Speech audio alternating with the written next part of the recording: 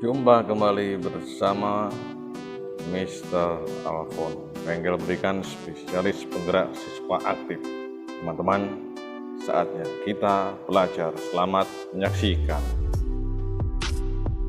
Salam sehat dan salam inspiratif buat kita semua. Sobat Glory Power Rock, selamat Hari Pahlawan 10 November. Hari ini kita diingatkan lagi tentang makna yang terkandung dan literasi sejarah di dalamnya. Sebagai generasi bangsa, kita wajib untuk mencicipi, setidaknya kita dapat menggenggam pengetahuan dan wawasan sejarah tentang Hari Pahlawan itu sendiri.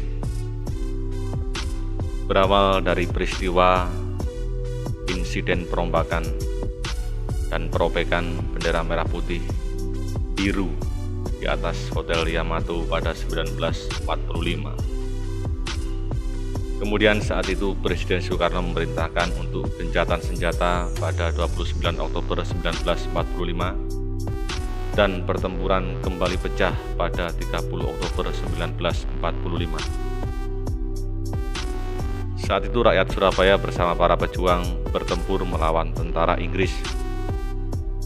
Pada pertempuran tersebut, jumlah kekuatan tentara sekutu setidaknya sekitar 15.000 pasukan. Sekitar 6.000 rakyat Indonesia juga gugur dalam pertempuran di Surabaya. Pertempuran tersebut terjadi selama 3 minggu. Pertempuran Surabaya 10 November 1945 pun ditetapkan sebagai Hari Pahlawan melalui keputusan Presiden nomor 316 tahun 1959, tepatnya pada 16 Desember 1959. Keputusan itu ditetapkan oleh Presiden Soekarno. Kala itu, Presiden Soekarno memutuskan juga menetapkan hari nasional bukan hari libur, salah satunya yakni Pahlawan 10 November.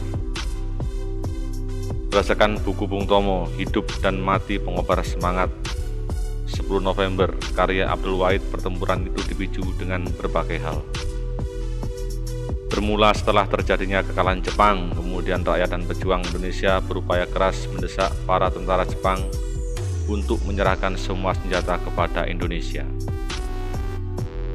Setelah proklamasi 17 Agustus 1945, situasi Indonesia belum stabil. Saat itu Indonesia masih bergejolak, terutama antara rakyat dan tentara asing. Hari Pahlawan 10 November merupakan salah satu peristiwa penting dalam sejarah negara Republik Indonesia, karena 10 November 1945 terjadi pertempuran besar pasca kemerdekaan yang dikenal sebagai Pertempuran Surabaya. Pada pertengahan September, tentara Inggris mendarat di Jakarta dan mereka berada di Surabaya pada 25 September 1945. Tentara Inggris tergabung dalam AFNI, Elite Force Netherlands East Indies, datang dengan tentara NICA, Netherlands Indies Civil Administration. Tugas mereka adalah menuju tentara Jepang dan memulangkan mereka ke negaranya, membebaskan tawanan perang yang ditahan Jepang, sekaligus mengembalikan Indonesia kepada pemerintahan Belanda sebagai negara jajahan. Hal ini memicu warga Surabaya semakin marah. Meluapkan emosi, mereka menganggap Belanda menghina kemerdekaan Indonesia dan melecehkan bendera merah putih. Mereka protes dengan berkerumun di depan Hotel Yamato dan meminta bendera Belanda diturunkan lalu kibarkan bendera Indonesia. Pada 27 Oktober 1945, perwakilan Indonesia berunding dengan pihak Belanda dan berakhir meruncing karena blokmen mengeluarkan pistol dan terjadilah perkelahian dalam ruang perundingan tersebut, hingga mengakibatkan blokmen tewas dicekik oleh Sidik di Hotel Yamato pun semakin ricuh. Sejumlah warga ingin masuk ke hotel, tetapi Haryono dan Kesno Wibowo yang telah berhasil merobek bagian biru bendera Belanda sehingga bendera menjadi merah putih. Kemudian pada tanggal 29 Oktober pihak Indonesia dan Inggris sepakat menandatangani gencatan senjata. Namun keesokan harinya kedua pihak bentrok dan menyebabkan Brigadir Jenderal W.S. Malabi, pimpinan tentara Inggris, tewas seketika. Ia tertembak hingga mobil yang ditumpanginya diledakkan oleh misil. Melalui Mayor Jenderal Robert Mansfield, pengganti Malabi, yang mengeluarkan ultimatum yang menyebutkan bahwa semua pimpinan dan orang Indonesia bersenjata harus melapor serta meletakkan senjatanya di tempat yang ditentukan. Tak hanya itu, mereka pun meminta orang Indonesia menyerahkan diri dengan mengangkat tangan di atas batas ultimatum pada pukul 6 pagi, kala itu 10 November 1945.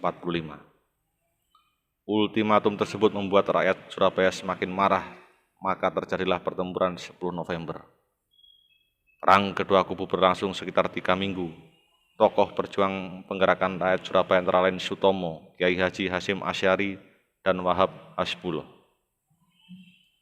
Makna Hari Pahlawan yang bisa petik, yaitu kisah tersebut tak hanya menunjukkan sejarah negara, melainkan juga mengajarkan keteladanan kepada anak-anak Indonesia seperti kejujuran, kegigihan, pantang menyerah dan melakukan kewajiban dan hak untuk bisa mengenalkan makna Hari Pahlawan kepada mereka dari kehidupan sehari-hari, seperti mempertahankan kemerdekaan dengan belajar tekun, meraih prestasi bidang yang diminati, menolong teman yang sedang kesusahan, dan membiasakan untuk mengucapkan terima kasih, maaf, serta tolong kepada orang lain.